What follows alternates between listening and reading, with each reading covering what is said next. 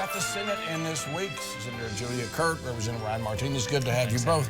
There was a big debate this week on the Republican side. But, you know, one thing that wasn't mentioned all in that debate was there's a Democrat in that race in November. That's right. You know, what I heard last night was a whole lot of extremism. I heard extremists debating further with extremists, and you didn't hear a common sense perspective. You didn't hear solutions, and you didn't see Kendra Horn, who's the Democrat in that race.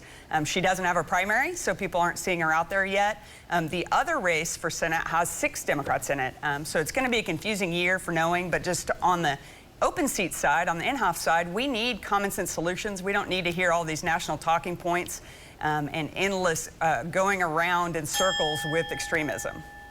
You know what was interesting to me is I thought maybe we'd get your popcorn, there'd be a Donnybrook, but it was like amazingly civil.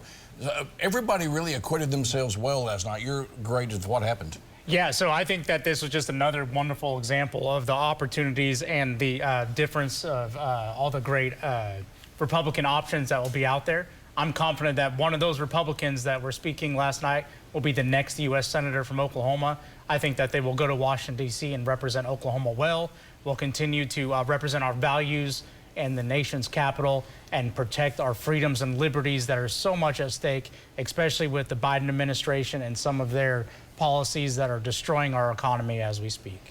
All right, and we had Jason Dunnington and Leader Eccles on a stream last night talking about the I word, which is inflation. That Trump was used a lot, but one of the things that came up last night was there was a few shots at the media, Representative Martinez, and it just seems to me that what's happening in Washington, D.C. based media and what's happening in Oklahoma is a lot different. Yeah, oh, there's no doubt. I mean, I think that that's a very good separation of what happens. The media here in Oklahoma, the conversation a lot of times is a lot different than some of the national media that you'll see. Some of the conversations that have happened there, I think there's usually a political bent, and a lot of the conversations that happen in national media where someone's feeling attacked or an agenda that's trying to be pushed, instead of being the watchdog, the fourth branch of government holding people accountable. Sometimes the national media is more about entertainment or driving an agenda.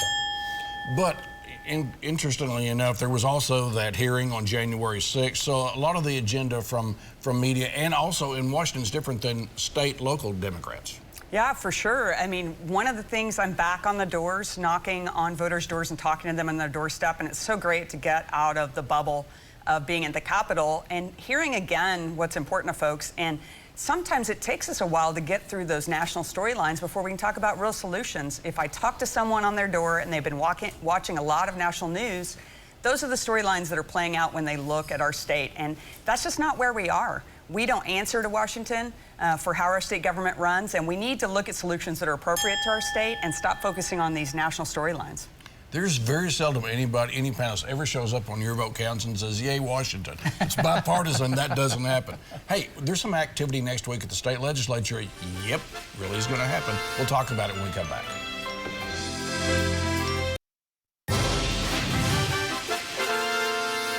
Special session this coming week, and tax reform could be on the agenda. Well, it will be on the agenda. There may be some room for bipartisanship.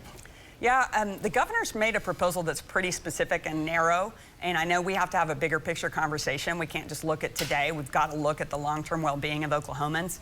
Right now, our income tax brackets, the top bracket starts at $7,000. And if we're going to talk about tax reform, we got to look at the whole picture, the balance of that and property taxes. And our grocery taxes absolutely are difficult for people, and we've got to make sure we're addressing that. But we can't address one part of the tax picture without looking at the whole package together. All right, so last time on Inside the Legislative As We Turns, there was a disagreement, especially with one member of the legislature and what the governor was wanting to do. But some time has passed. Now there's some discussions about doing some of the things the governor wants. Maybe you guys all be all together, huh? I certainly hope so. I think that the governor is right on realizing and talking about Oklahomans needing some relief. Inflation is at its highest rate that it's been in 40 years. Our economy is in trouble. I think you're hearing that where your dollar is not going as far as it once did. So we need to do everything we can to help Oklahomans be able to weather this storm. And if that means them keeping more of their own hard-earned money, I happen to be a believer that you know how to spend your money better than I know how to spend your money. So if I could put more of that in your pocket, whether it be through the grocery tax, the income tax, sales tax, let's have that conversation and let Oklahomans keep their dollar. I hear Henley and Fry song, peaceful, easy feeling, right, coming out of the Republican side. Okay, a big one this week, ARPA funds. Again, a disagreement with the executive branch. It's back in the House and the Senate. We're going to be seeing some of those this week. Yeah, so as we come back in the session, there's also another special session that is going on that we will be continuing to have a conversation about what we do with these federal funds that have come to the states. There will be some very specific proposals that have passed out of committees that have been through this open and transparent process that will be voted on the respective chambers floors. There are some really cool opportunities that are coming up for Oklahoma. One of them that I have to talk about is OU Health setting up their pediatric mental health facility. I think that is an awesome move and a game changer for Oklahoma. I'm happy to support that. All right, there's going to be a lot of support for that.